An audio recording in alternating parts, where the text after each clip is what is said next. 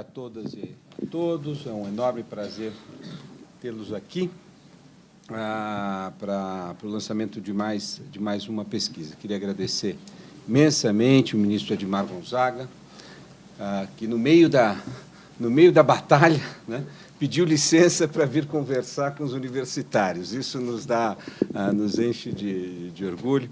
Ficamos encantados com a sua presença, agradecemos e sabemos o quanto ela é custosa, não só para o senhor, mas também para o país nesse momento.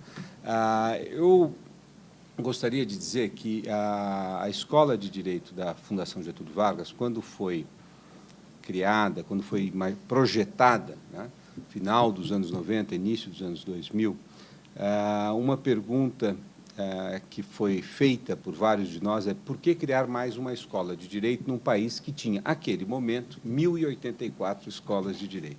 Né? Evidentemente, não sendo a Fundação Getúlio Vargas uma entidade com fins lucrativos, não era esse o propósito. Né? E muitas dessas escolas eram e são tremendas escolas. Né? Mas uma perspectiva que nos inspirou, talvez, a ter levado esse projeto a cabo, ela está associada a duas coisas. Né? A primeira delas é a falta de reflexão, uma falta de conhecimento empírico sobre a realidade na qual os advogados no Brasil costumeiramente tomam as suas decisões, projetam as suas instituições, desenham, né, os mecanismos voltados a resolver problemas que eventualmente não existem. Eu sempre brinco que, às vezes, nós construímos leis fabulosas para regular uma relação na Alemanha, porque fizemos o doutorado na Alemanha e lá dizem que é assim que se regula essa relação, mas não é exatamente essa relação que se está dada aqui no Brasil. Né? Então, a escola tem, desde a sua origem, na contratação dos professores, na criação dos seus núcleos de pesquisa, focado muito nessa ideia de que nós precisamos conhecer o Brasil. Né? É uma coisa que parece modesta, mas nos parece muito relevante. Quer dizer, antes de nós opinarmos juridicamente, antes de nós construirmos a nossa reflexão jurídica, nós nos obrigamos a ter uma compreensão mais próxima daquilo que é a realidade sobre a qual essa reflexão deve incidir. Eu chamo isso de uma viragem realista. Quer dizer, o Brasil, nós precisamos ter um direito mais realista e mais associado àquilo que o Brasil tem realmente, que nos impõe realmente como desafios. Né? A segunda questão era uma questão pedagógica, que eu não vou tomar o tempo de vocês, porque esse não é o objeto desse nosso encontro. Né? E um dos nossos núcleos de pesquisa que mais floresceu nesse período foi o GEP. Né?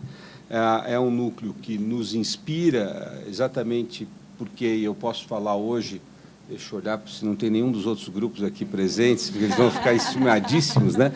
Mas certamente é o grupo que está mais à vanguarda da reflexão aqui dentro da escola, até em função da temática com que ele trabalha. Né? Quer dizer, a ideia de pensar o impacto da tecnologia sobre o campo jurídico, sobre a pesquisa em direito, sobre o próprio ensino, né, é essencial. Né? Nós estamos assistindo aí, a Mônica usa sempre essa imagem, né, um certo tsunami que se imporá sobre o mundo do direito em face não da aplicação simplesmente das tecnologias de processamento de dados, mas também da inteligência artificial, que ganham uma escala, numa velocidade profunda, e que muito daquilo que nós praticamos desaparecerá em pouco tempo. Né? Então, eu queria só fazer esse agradecimento público à Mônica e ao grupo com o qual ela trabalha, não só pela pesquisa de hoje, mas por nos introduzir nesse novo mundo, por nos liderar um pouco nessa empreitada de nos tornarmos uma escola não de retaguarda, mas de vanguarda. Né? Queria também, só para agradecer imensamente o Vitor, nosso ex-aluno, da nossa primeira turma de ex-alunos, e o Diogo, que levaram a cabo essa pesquisa, que tem exatamente esse perfil de ser uma pesquisa profundamente empírica, para que nós possamos, então, refletir sobre o direito. Né?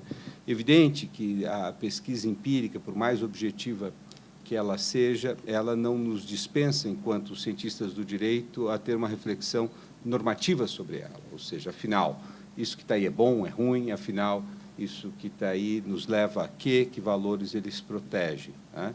E, evidentemente, que uma das percepções que se tem, eu passei os olhos sobre a pesquisa, é o fato de que nós tomamos uma opção que é uma opção altamente protetiva do eleitor, né? Em alguns diriam até paternalista do eleitor, na medida em que nós vamos fazer um filtro enorme daquilo que ele pode ter acesso ou não, e esse filtro trabalha com uma intensidade brutal nos momentos eleitorais, né?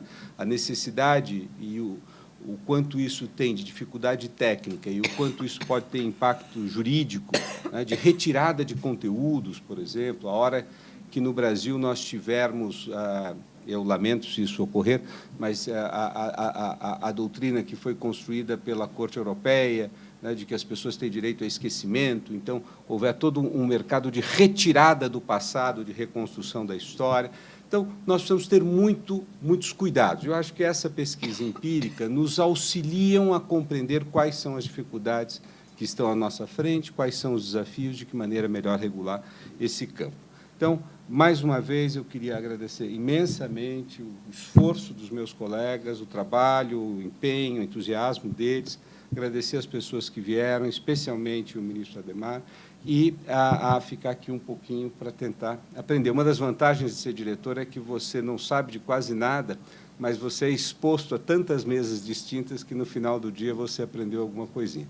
Então, eu agradeço muito, vou me sentar ali e tenho um bom seminário. Obrigado.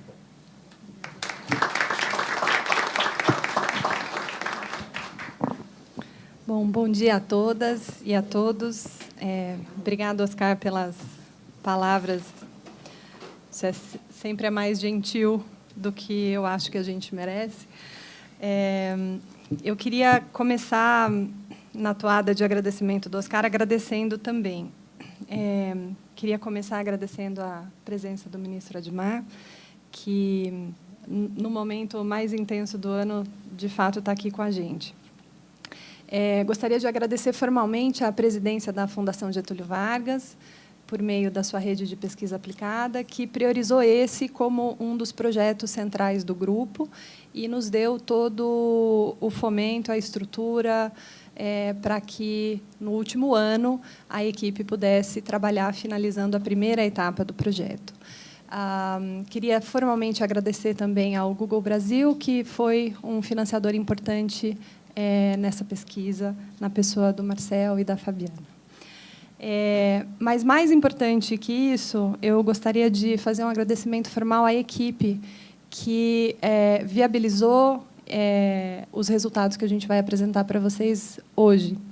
Essa não foi uma pesquisa fácil. Nós, originalmente, quando tivemos a brilhante ideia de avaliar todo o material que está disponível eletronicamente na Justiça Eleitoral do Brasil, nós acreditávamos que nós conseguiríamos construir um crawler que iria entrar em todas as decisões e fazer o trabalho por nós.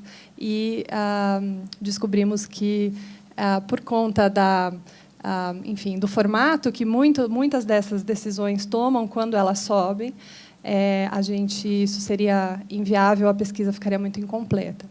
Então, eu faço um agradecimento especial ao Diogo Reis e ao Vitor, que foram os coordenadores executivos dessa pesquisa, e a equipe que participou lendo processo por processo. Não foram poucos. A tabela que esse pessoal montou tem 118.335 células, e, para que cada célula dessa existisse, um processo precisou ser lido, a informação precisou ser recolhida e ela precisou ser tabulada ali. Foi, literalmente, um ano de análise quantitativa, né?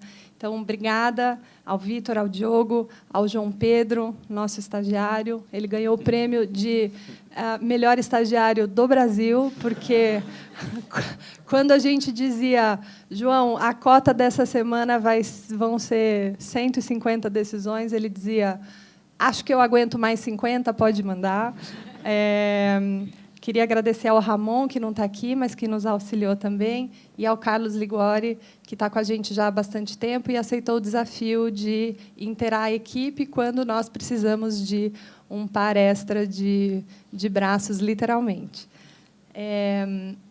A pesquisa é grande, ela é intensa, mas a gente conseguiu, ao fim desse ano, e esse ano representa a etapa 1 da pesquisa, a etapa quantitativa, a gente conseguiu, com bastante certeza, com bastante tranquilidade, criar um mapa e visualizar muito do que intuitivamente a gente acreditava que acontecia.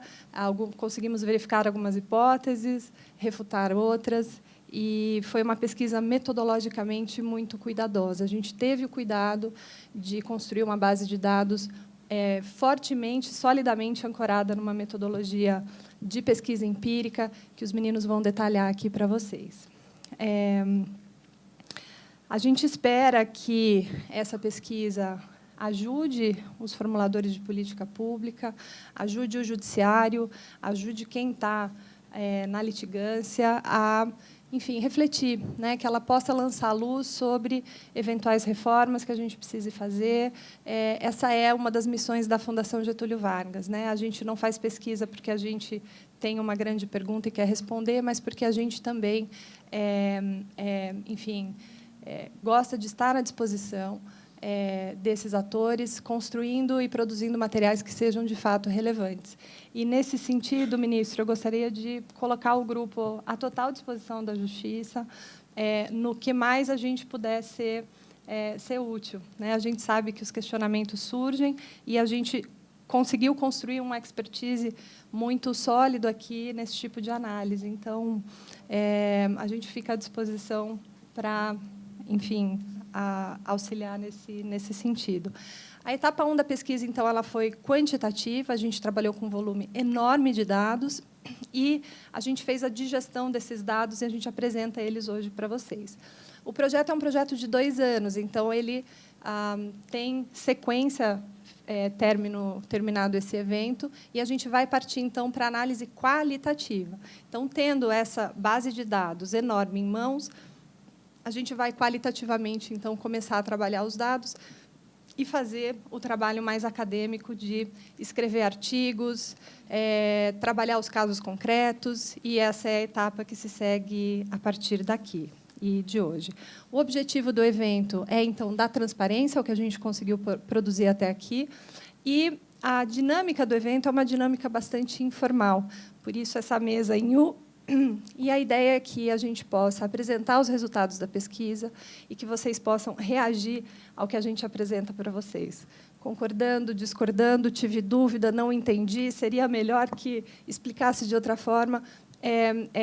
Na verdade, um convite um pouco egoísta da nossa parte, porque a gente quer se valer do expertise de vocês para melhorar ainda mais a pesquisa e o trabalho que a gente está fazendo aqui. A dinâmica, então, ela vai ser bastante informal. Eu vou passar a palavra ao Diogo e ao Vitor, que vão apresentar os dados. E, na sequência, a gente abre a palavra para a mesa, em primeiro lugar, fazer as reflexões que achem pertinentes. A gente vai abrir ao público também, para que, enfim, faça perguntas e possa participar do debate, ainda que não estejam formalmente sentados na mesa. Só antes de eu passar a palavra para os meninos, eu gostaria de dar 10 minutinhos para o Tiago. Tiago Mali, ele é membro da Associação Brasileira de Jornalismo Investigativo, a ABRAGE, e a ABRAGE tem conduzido uma pesquisa que é muito complementar à pesquisa que a gente faz. O foco da nossa pesquisa foi entender a fundo como o judiciário decide, como ele analisa as questões que a gente levantou, quais fundamentos eles utilizam, e a ABRAGE está na outra ponta, fazendo aí uma varredura bastante extensa. Nosso foco foi internet, a ABRAGE já amplia um pouco mais o escopo. Como a pesquisa da ABRAGE é muito complementar à nossa, a gente fez questão de que o Tiago tivesse alguns minutos para falar um pouquinho sobre a pesquisa, porque é uma base de dados também, principalmente porque tem jornalistas hoje aqui com a gente, também bastante útil nesse sentido. Então, Tiago.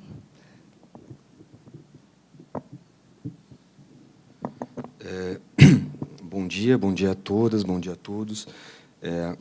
Eu agradeço novamente o convite à GV, à Mônica, ao Diogo, ao Vitor, a todos que trabalharam no projeto.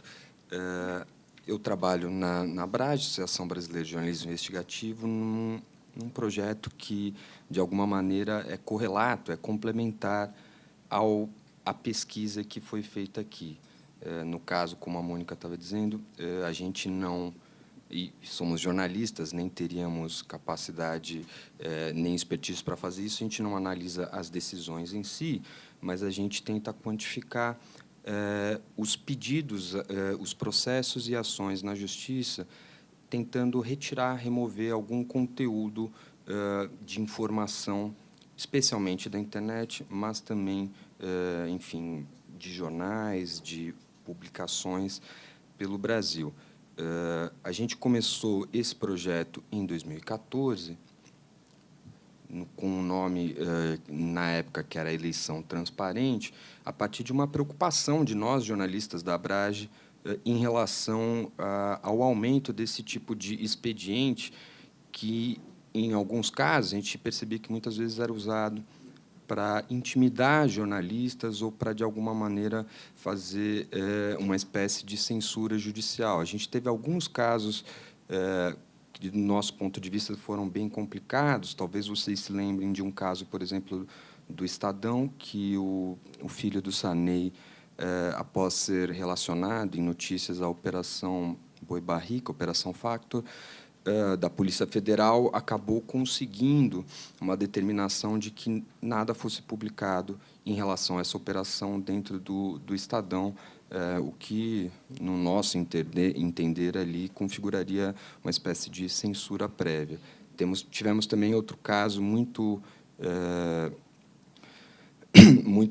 conhecido da Elvira Lobato, que, enfim, sofreu uma série de ações judiciais após a publicação de uma reportagem relacionada à Igreja Universal do Reino de Deus, e passou um ano em diferentes comarcas ali se defendendo desse processo, o que impediu que ela exercesse a sua atividade de jornalista. A gente está falando de grandes veículos, mas tem muitos blogueiros também, muitos jornalistas independentes que fazem isso, e numa situação até mais complicada, porque eles não têm uma equipe, um departamento jurídico que possa defendê-los. Então, muitas vezes, eles param de trabalhar para se defender e, às vezes, até sem recursos para conseguir, enfim, bancar o processo, bancar um advogado. Tendo tudo isso em mente, a ABRAGE decidiu, em 2014, começar a monitorar esses pedidos e esses processos na Justiça que requerem a retirada de informações do ar, para jogar um pouco de luz nesse cenário, e nós, como sociedade civil, tentarmos entender melhor quem são os atores por trás desse processo, por que isso está sendo feito e com que objetivo. A gente fez esse monitoramento durante o ano de 2014 e, nos últimos 2 anos, nós temos atualizado a nossa base de dados de uma maneira retroativa e agora também pegando processos das eleições de 2016. Tem um slide que a gente mostra mais ou menos aqui, se você conseguir passar, o número de processos contra a divulgação de informações, isso só eleitoral. A gente ampliou, a gente tem também processos não na esfera eleitoral, a gente está mostrando aqui, nesse caso, apenas os processos eleitorais.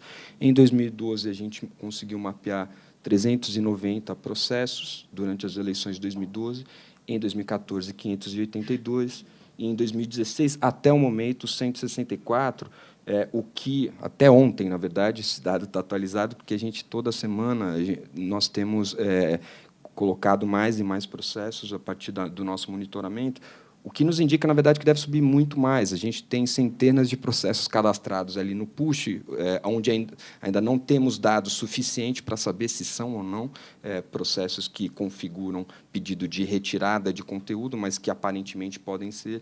Então, o número deve crescer bastante também em relação a essas eleições. Rapidamente, o nosso objetivo de dar luz e de mostrar quais são os atores por trás disso. Eu tinha deixado um site, o controlx.org.br, se você conseguir mostrar. Eu só vou mostrar como é que funciona o site. Qualquer um pode fazer a consulta ali dentro. Esse é o nosso site, a plataforma Ctrl+X. Vocês veem que tem ali a primeira visualização que abre, é uma visualização da divisão por estados. Então, se passar o mouse em cima de cada uma dessas caixas, você vê a quantidade de processos por estado que tem ali. Por exemplo, o Paraná tem 125 ações, São Paulo tem quase 200 ações até o momento, e um pouco mais para cima, na barra de seleção, ali onde tem visualização por unidade da federação, a gente pode fazer diversos questionamentos à base de dados. Então, podemos pedir, por exemplo, quais são os partidos cujos políticos mais entram com processos contra, ali na visualização, não sei se vai dar para mostrar, enfim, mas os partidos cujos políticos mais entram com processo pedindo retirada de conteúdo, os candidatos e os políticos que mais têm recorrido a esse expediente, quais são as alegações principais, o que tenta se tirar, se é texto, se é vídeo, se é imagem, se é ilustração, quais são as empresas que são os maiores alvos desse tipo de processo.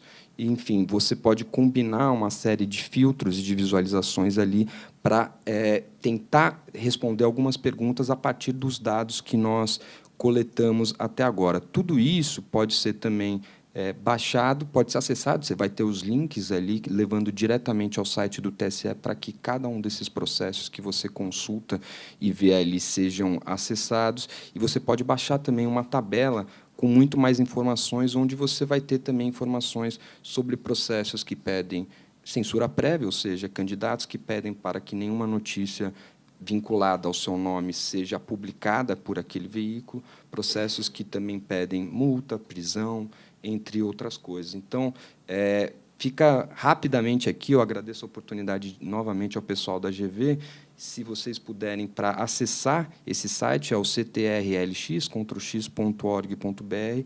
Nós estamos com um trabalho ativo para fazer esse monitoramento, com o apoio também do Google, que nos ajudou nessa empreitada, para que a gente conseguisse colocar o site de pé, o site no ar. E fica o convite para que vocês que tenham interesse, enfim, e imagino que todos aqui têm, porque é um assunto muito correlato à pesquisa que vai ser apresentada, também façam suas pesquisas, enfim, suas visualizações a partir da nossa plataforma e que ajudem a, de alguma maneira, fiscalizar e entender melhor como que isso está funcionando hoje. Enfim, os processos das eleições de 2016 também estão ali, estão sendo atualizados constantemente. Quando vocês quiserem, deem uma olhada, por favor. Agradeço novamente o convite. Obrigada, Tiago. Diferentemente da abordagem metodológica de seleção do material que a Abrasge faz, e por isso eu digo que as pesquisas são complementares, o nosso foco foi, o nosso objeto de pesquisa foram os processos que os tribunais eleitorais do Brasil disponibilizaram nas suas plataformas eletrônicas. E, nesse sentido, é correto afirmar que essa é uma pesquisa que se debruçou sobre a forma pela qual a Justiça Eleitoral optou por se mostrar para o mundo de forma digital, de forma eletrônica, né? Em algum momento da pesquisa, lá no início, a gente sentou e discutiu, debateu a possibilidade de, eventualmente, ampliar, mas, metodologicamente, a pesquisa teria uma falha, ela não conseguiria abarcar todos os processos, e a gente optou por, de fato, fechar o nosso campo de pesquisa nos processos eletrônicos que a Justiça Eleitoral, de fato, disponibiliza nas suas bases de dados eletrônicas, né? Então, é um mapa bastante complexo, bastante profundo, de como a Justiça Eleitoral se apresenta de forma digital. A gente, finda a discussão, pós a apresentação dos resultados, eu gostaria só de lembrar que o ministro Admar Gonzaga é nosso convidado para encerrar. Enfim, com uma fala final, a gente tem um espaço privilegiado, mas sinta-se absolutamente à vontade para também debater e conversar com a gente, tá?